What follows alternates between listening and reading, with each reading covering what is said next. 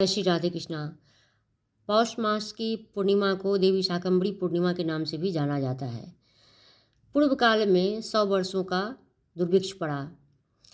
उस दुर्भिक्ष में पृथ्वी, प्रकृति, जंगल, पहाड़ सभी प्रकृति रहित हो गए।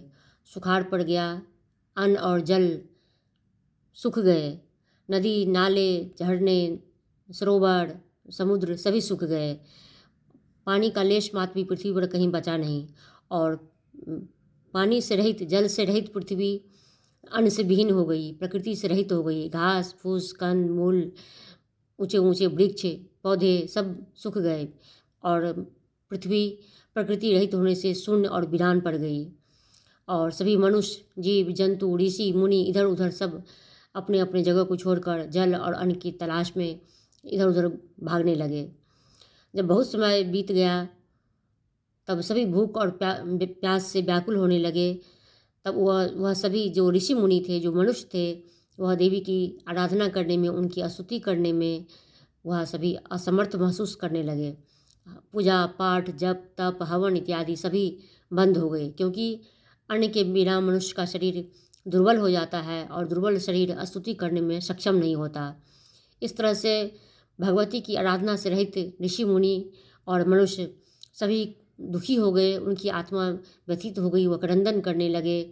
और इस तरह से वह व्यथित मन से वह देवी की आराधना करने लगे कि आप के हम शरण में हैं, आपके शरणागत हैं, आप हमारी रक्षा कीजिए, क्योंकि दुर्बलता हो जाने के कारण हम आपके लिए कुछ भी कर पाने में, आपकी स्तुति कर पाने में या आपका को भी जप करने में, हवन करने में, पाठ करने में हम अक्षम हैं।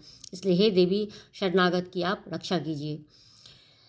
इस भावविहुलता से देवी शाकंभरी वहाँ प्रकट हुई और उन्होंने एक दृष्टि प्रकृति के ऊपर चारों तरफ घुमा कर देखा और सामने स्तुति कर रहे, भूख से बिलख रहे सभी मनुष्यों को देखा, ऋषि मुनियों को देखा और जीव जंतुओं को देखा। दुख से, दया से, करुणा से उनके आँख से अश्रु की धारा निकल गई और वह अश्रु जब पृथ्वी पर गिरी तो निश्चित रूप से वहाँ मीठे स्वाद वाले जल का सरोवर उत्पन्न हुआ। नदियाँ जल से भर गई और समुद्र पूर्व रूप में व्यवस्थित हो गए। समस्त पृथ्वी पर बारिश हुई और सभी सर्वत्र हरियाली छा गई। पेड़ पौधे उग आए, कंदमूल उगने लगे, खेत खलिहान सजने लगे, अन्न की अक्षय भंडार परिपूर्ण हो गए। प्रकृति अपने मूल रूप में हो गई। ऊंचे ऊंचे वृक्ष, पर्वतों पर हरियाली आ गई और इस तरह से समस्त लोक में, पृथ्वी लोक में सुखद आनंद का अनुभूति होने लगा। सभी झूमने लगे और सभी कृतज्ञता प्रकट करने लगे।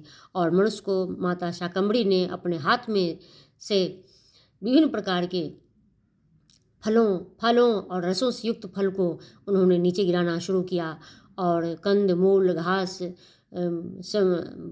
पशुओं के लिए घास, विभिन्न प्रकार के साग सब्जियां इत्यादि वह नीचे गिराना शुरू कर दी और सभी प्रसन्न होकर उसको पाने लगे और कृतज्ञ हो गए। सुस्वादपूर्ण फलों को खाकर उनका पेट की क्षुधा उनकी भर गई और उनका मन प्रसन्न हो गया और जिससे लग ही नहीं रहा था कि वो मानो वर्षों से भूखे हों या प्यासे हों।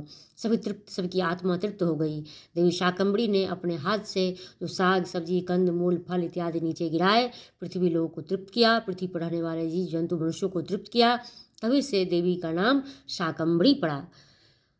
तो इस तरह से देवी शाकंभरी को हम सभी प्रणाम करते हैं और इसी तरह वो हमारा पालन पोषण करते रहें। करुणामयी माता हम सब पर अपनी करुणा दया हमेशा बनाए रखें। देवी शाकंभरी की यह छोटी सी कथा मैं आपको लेके आई। जानकारी अच्छी लगी तो लाइक कमेंट शेयर सब्सक्राइब कीजिए प्लीज़। धन्यवाद। हर हर महादेव, शिव शिव, जय माँ शाकंभरी।